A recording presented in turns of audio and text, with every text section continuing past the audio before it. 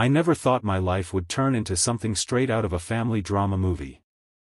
I'm 19, in college, and still living at home with my dad. My mom passed away when I was 12, and since then it's just been the two of us, figuring out life together.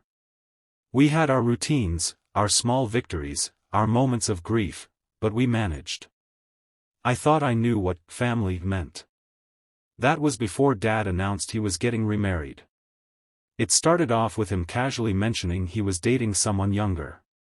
I didn't think much of it, he deserved happiness after everything. But then he dropped the bomb. Not only was he serious about her, but she was moving in with us before the wedding. Her name was Vanessa. She was 26, barely 7 years older than me. Let that sink in. My father was 51, bringing home a woman who could have easily been my classmate's older sister. I tried to stay polite, but every time I looked at her, something in me screamed red flag.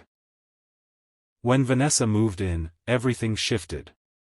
My room, my safe space, the one Mom had helped me paint before she died, suddenly became Vanessa's home office.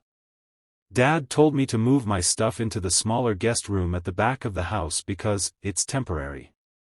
Temporary, my foot.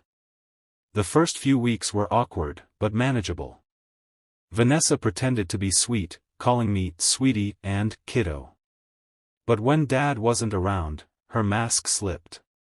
She'd make comments like, "You really should move out soon, you're an adult now." Or, "Your dad and I need our privacy, you know." I tried to brush it off. Maybe she was insecure. Maybe she felt like I didn't accept her. But then things escalated. One night, I overheard them arguing in the living room. Vanessa was crying, and Dad was holding her, saying, "We'll figure it out, okay? Don't stress." I thought maybe it was about money. But a week later, Vanessa made an announcement over dinner. She was pregnant. The air left my lungs. My father looked shocked but thrilled, hugging her like it was the best news of his life. I just sat there, frozen. She looked at me with this smug little smile, like she had just secured her spot in the house forever. From that moment on, Vanessa's attitude toward me changed drastically. Suddenly, everything was about her and the baby. She'd complain that my music was too loud when I wore headphones. She'd whine that my laundry detergent smell made her nauseous. She even accused me of being careless around the stairs, saying I might cause her to trip. It felt like she was trying to push me out. And then, one evening, she didn't even bother hiding it. She cornered me in the kitchen when Dad wasn't home. Her voice was sharp, dripping with fake sympathy. "Listen, you're 19. You don't belong here anymore.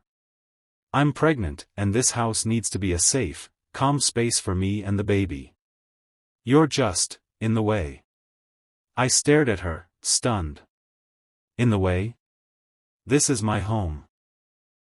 I've lived here my whole life. She tilted her head, her eyes narrowing. "Your dad's home, sweetie. And soon, mine too. You don't pay rent, you don't contribute, and honestly, it's time for you to grow up and move on.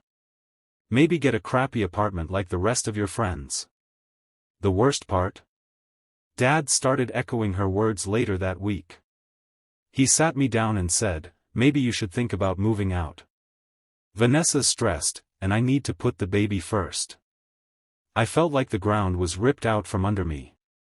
My dad, the man who raised me after Mom died, was choosing his new fiancée and her unborn child over me. But if Vanessa thought I was going to roll over and leave quietly, she was dead wrong. Because what she didn't know was that I had already discovered a secret. A secret that could change everything. That night, I couldn't sleep. My mind kept replaying Vanessa's smug face as she told me to leave. She thought she had already won, pregnant, living in my mom's house, slowly turning my dad against me. But she didn't know what I knew. A few weeks earlier, I had accidentally overheard a phone call she made in the backyard. I wasn't snooping, she was just yelling so loudly that I couldn't help but hear. She was arguing with someone, saying, "Stop calling me. I told you, he thinks the baby is his. Just let me handle this." At first, I thought I must have misheard. But later, when I checked her social media, she hadn't blocked me yet. I noticed a guy commenting on almost every picture. His name was Chris, and one of the pictures from just 3 months ago showed them at the beach, arms around each other, looking like a couple. I didn't want to jump to conclusions, but my gut told me the truth: the baby might not even be my dad's. Still, I held on to that secret. Until now. The breaking point came when Vanessa officially demanded I move out within 2 weeks. She even had the audacity to print out apartment listings and leave them on my bed. When I showed Dad, he just sighed and said, "She's only thinking about the baby. Don't take it personally." That was it.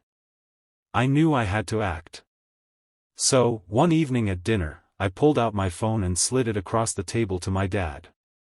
On the screen was a screenshot: Vanessa and Chris, locked in an embrace, just 3 months before she supposedly got pregnant. Vanessa's face went pale instantly. What is this?" Dad asked, frowning. "Ask her," I said, my voice trembling but firm. Vanessa stuttered. "That's old. He's just a friend." But I didn't stop. I told Dad everything. About the phone call I overheard, about her pushing me to leave, about the way she treated me when he wasn't around. For once, I didn't hold back. Dad's face hardened. "Vanessa. Is the baby mine?" The room went silent. Vanessa's lips quivered, but she didn't answer. Tears welled up in her eyes. Finally, she whispered, I don't know." That was all it took. Dad stood up, his chair scraping the floor. I had never seen him look so angry. "Get out," he said, coldly. "Get your things and get out of my house." Vanessa tried to protest, but he didn't budge. He told her he would get a paternity test, and until then, she was not welcome in our home. When she realized he meant it, she stormed out, slamming the door behind her. For the first time in months, I felt like I could breathe. The next few weeks were tense. Dad went quiet, processing everything. Eventually, the paternity test confirmed what we both suspected: the baby wasn't his. Vanessa disappeared after that, blocking us on everything. It wasn't easy watching my dad go through another heartbreak, but something changed between us. One night, he sat down beside me on the couch and said, "I'm sorry. I should have believed you sooner. I let someone come between us, and that will never happen again." I looked at him, my throat tight. "I just didn't want to lose you, Dad." He hugged me, and for the first time since Mom died, I felt like maybe we were going to be okay. In the end, Vanessa thought she could replace me, rewrite the family I had left.